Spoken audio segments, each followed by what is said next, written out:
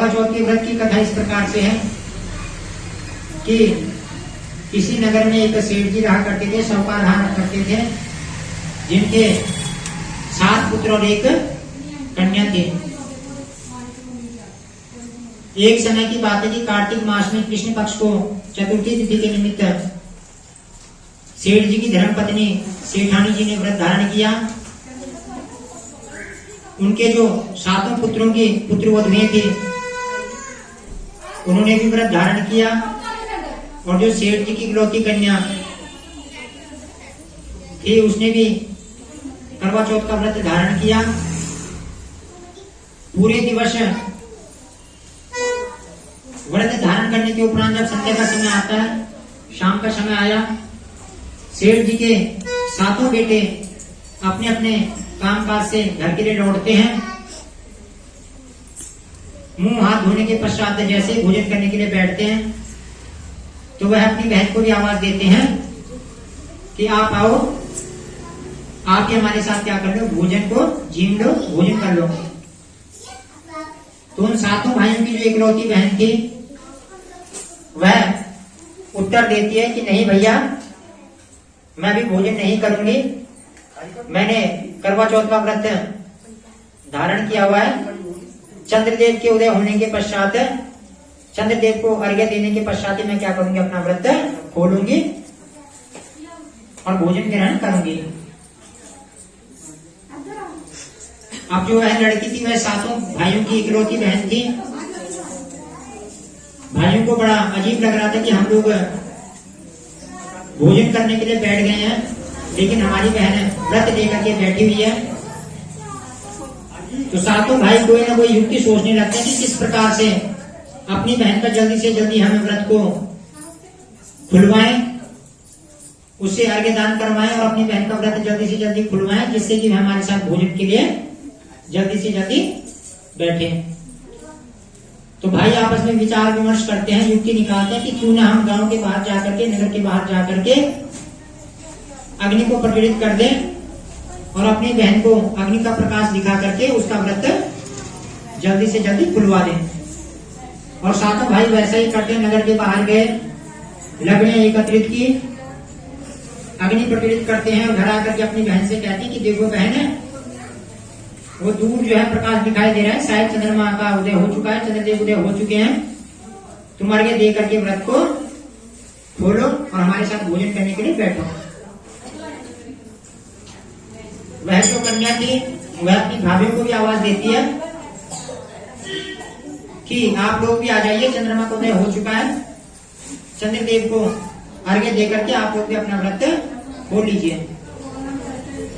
तो उस कन्या की जो भाभियां थी, वह जानती हैं कि किस प्रकार से इनके भाई इनके साथ में छल कर रहे हैं। तो वह भाभियां अपनी ननद से कहती हैं कि आपके भाई लोग आपके साथ छल कर रहे हैं, कि चंद्रमा का उदय नहीं हुआ है, वह अग्नि का प्रकाश दिखा करके आपका व्रत समय से पूर्व ही खुलवाना चाहते हैं। भाभियों के बतलाने के बाद भी वह लड़की क्या करती है, अपनी भाभियों की बात को अनसुना कर देती है और अपने भाइयों के कहने के अनुसार कच्चे चंद्रमा को अर्घ्य देकर के व्रत को खोल देती है। अब जब उसका व्रत समय से पूर्व ही भंग हो जाता है, खंडित हो जाता है, छूट जाता है, वह व्रत को तोड़ देती है, तो भगवान गणेश जी कुपित होते हैं और उसके ऊपर रुष्ट हो जाते हैं। कुछ ही समय के पश्चात उस लड़की के पति क्या हो जाते हैं, बीमार पड़ने शुरू हो जाते हैं। जितना इलाज करवाना था, जितना दिखाना था, वह अपनी तरफ से कोई कोर कसर नहीं छोड़ते, लेकिन उसके पति के स्वास्थ्य में किसी भी प्रकार से कोई भी लाभ नहीं होता और स्वास्थ्य निरंतर बिगड़ता ही चला जाता है। तो करवा चौथ का व्रत बीच में ही उन 7 भाइयों की बहन ने खंडित कर दिया था, बीच में ही तोड़ दिया था, जिसके फलस्वरूप भगवान गणेश जी उनके ऊपर कुपित हुए हैं और तभी उसके पति को किसी भी प्रकार की औषधि से, किसी भी प्रकार की दवाई से कोई भी फर्क नहीं पड़ रहा, उसके पति को स्वास्थ्य लाभ नहीं हो रहा है। तो फिर वह उपाय पूछते कि किस प्रकार से मेरे पति पुनः स्वस्थ हो सकते हैं, समस्या तो कोई समाधान भी होगा।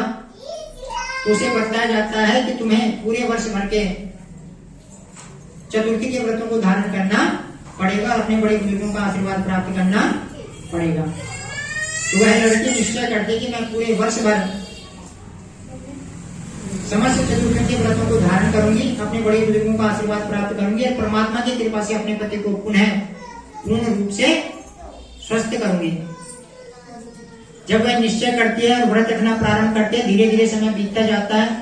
जैसे जैसे समय बीतता चला जाता है वह व्रतों को धारण करती रहती है। परमात्मा की कृपा से धीरे धीरे उसके पति स्वस्थ होना शुरू होते हैं। जैसे ही 1 वर्ष के व्रत उसके संपूर्ण होते हैं, परमात्मा की कृपा से उस लड़की के पति क्या हो जाते हैं, पूर्ण रूप से स्वस्थ हो जाते हैं।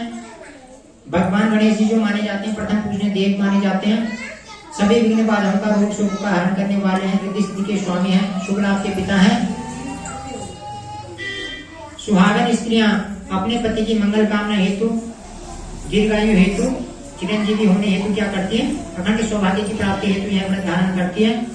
कहा जाता है कि पूरे वर्ष भर की चतुर्थियों के व्रत को रखने से जो फल की प्राप्ति होती है वह कार्तिक मास में कृष्ण पक्ष की चतुर्थी तिथि को यह करवा चौथ के व्रत को धारण करने से उतने ही फल की प्राप्ति स्त्रियों को होती है। उनके घर परिवार में जो भी रोग शोक संकट विघ्न बाधा कलेश इत्यादि जो भी होते हैं, भगवान गणेश जी समस्त विघ्न बाधाओं को हरण करके सुहाग को दीर्घायु प्रदान करते हैं, अपना आशीर्वाद प्रदान करते हैं। तो जो कोई भी श्रद्धा भक्ति भावना के साथ में इस व्रत को धारण करता है, परमात्मा की कृपा उनके ऊपर बनी रहती है। सर्व सुहागन कर्मणाय कट्टिना तेरीना कुंभ चरका तेरीना वाण पैर पाईना सुईच धारा पाईना रुठेड़ा मनाईना सुतेड़ा जगाईना बहती आई वीरा चंचड़े पानी पीना रे वीरा कुड़ियो करबड़ा